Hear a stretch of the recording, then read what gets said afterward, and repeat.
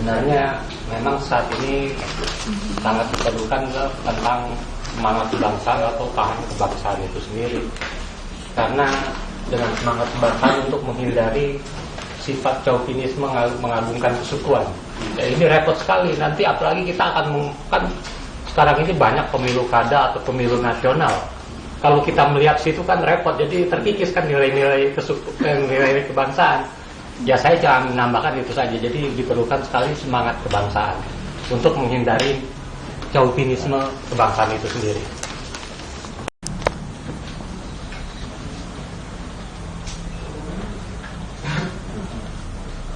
Oke, terima kasih. Assalamualaikum warahmatullahi wabarakatuh. Zaman sekarang ini primordialisme terhadap daerahnya masing-masing.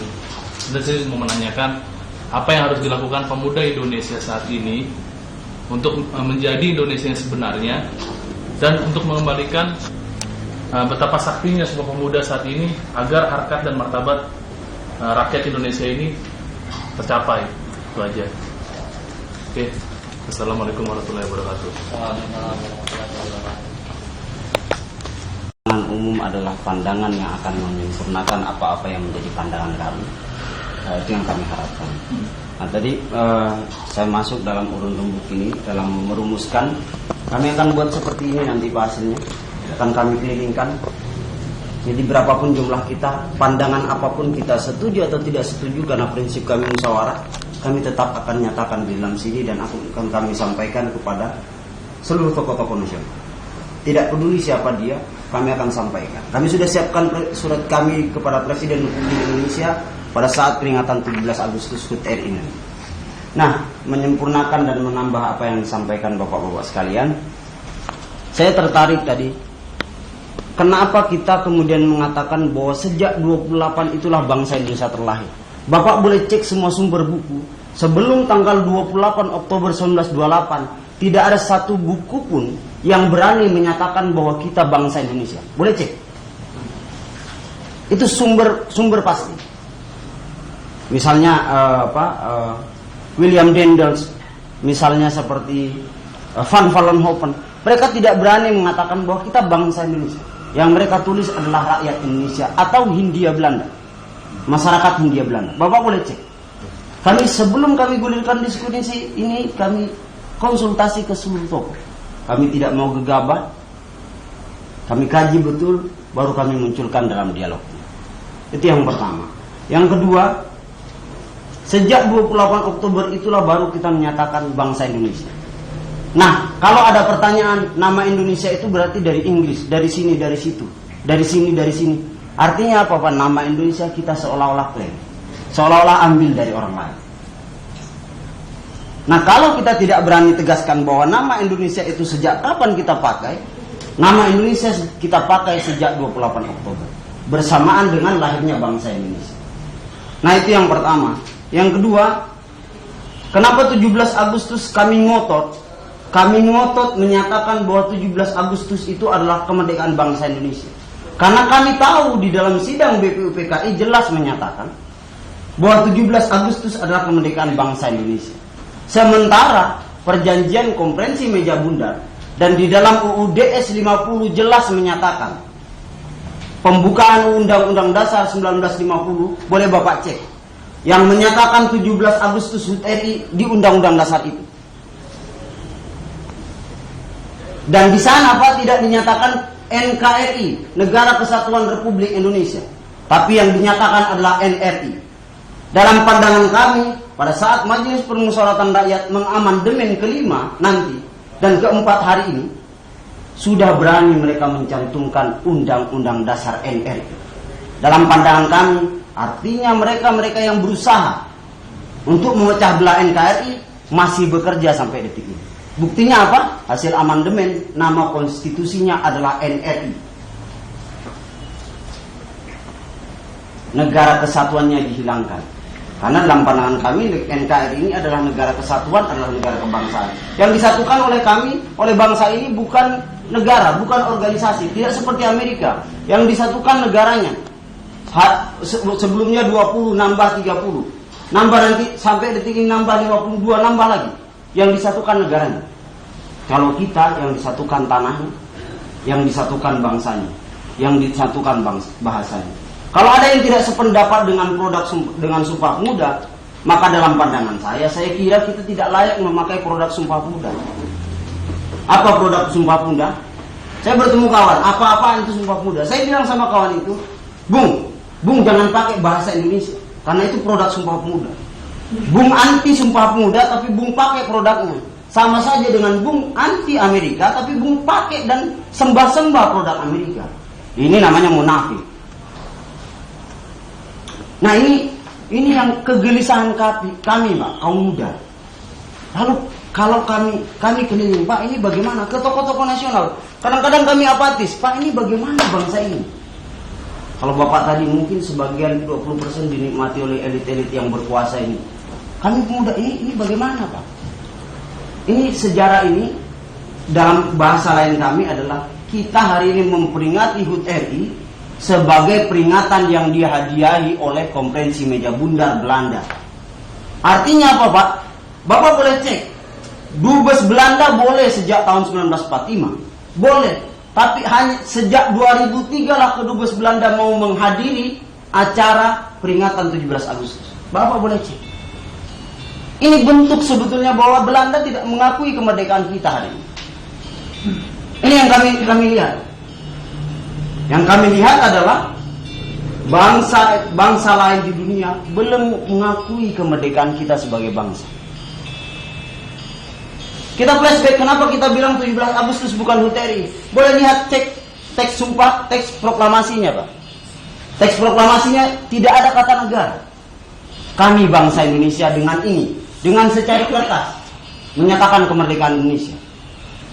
Hal-hal yang mengenai pemindahan kekuasaan dalam teori ilmu negara, kekuasaan itu berhubungan dengan negara.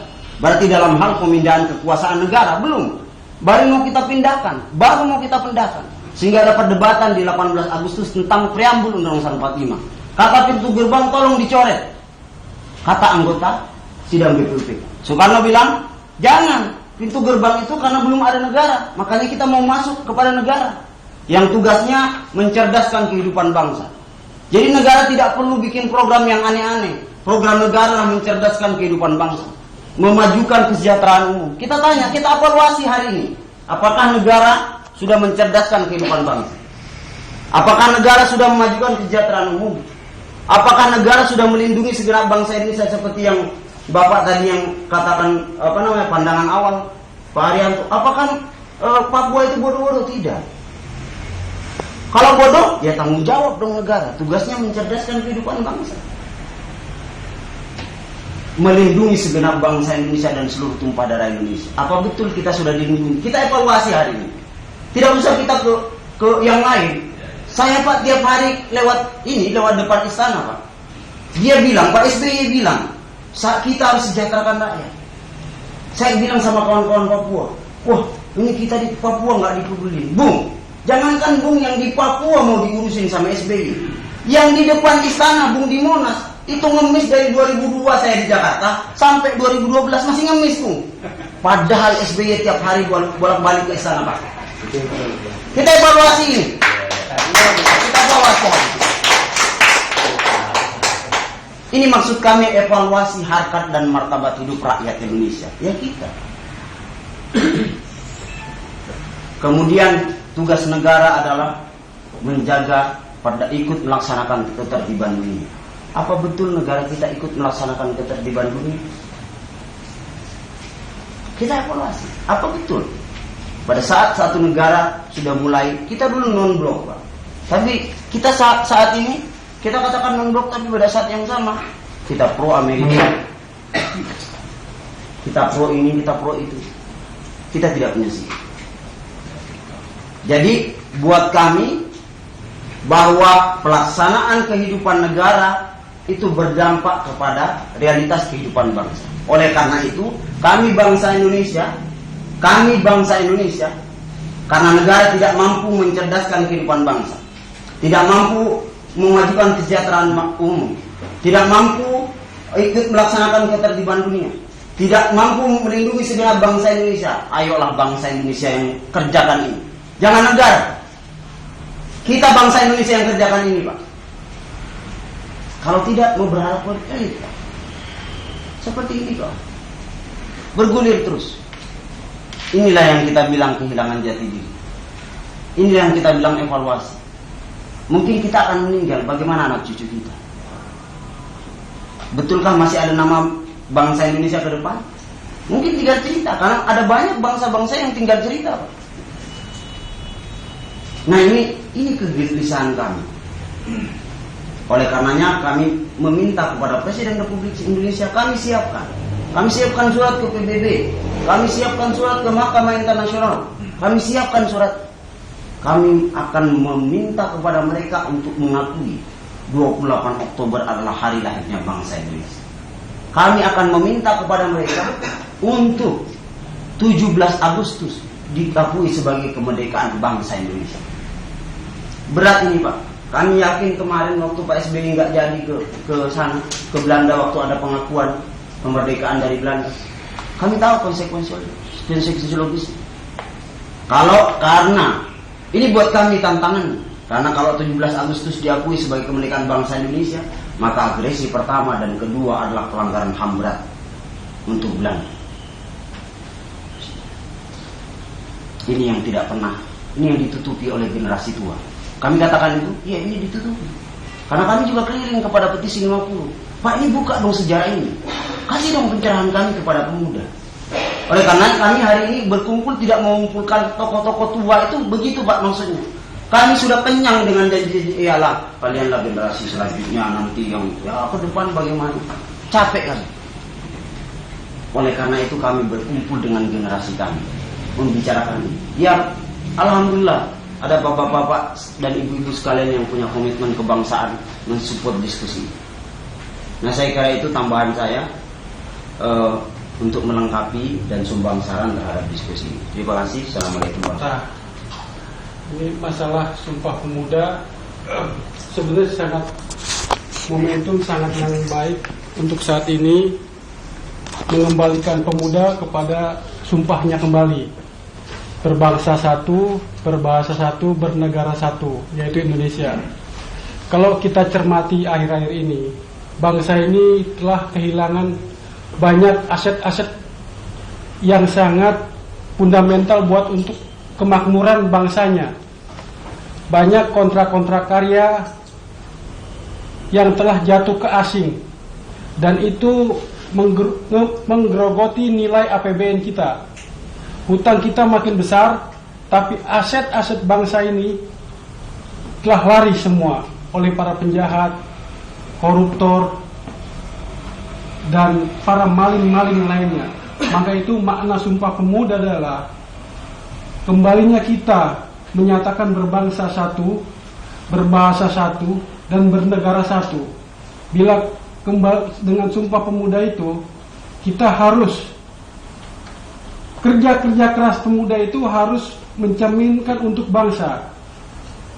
Contoh, aset Freeport, aset di Kalimantan. Bangsa ini kaya, dan hari ini kita baca di media-media nasional bahwa TKI kita dilecehkan di Malaysia. Itulah peran pemuda kembali untuk menyatakan bahwa tidak ada aset sedikit sejengkal pun itu yang akan lari ke luar negeri. Itu makna Sumpah Pemuda yang sekarang. Yang terdahulu kita menyatakan berbangsa satu, berbahasa satu, bernegara satu. Sekarang adalah Sumpah Pemuda kita harus berubah dengan perkembangan zaman. Kembalikan aset-aset bangsa ini ke kekayaan alam bumi persada. Itu saja. Sekian. Bapak perlu membahas ini lebih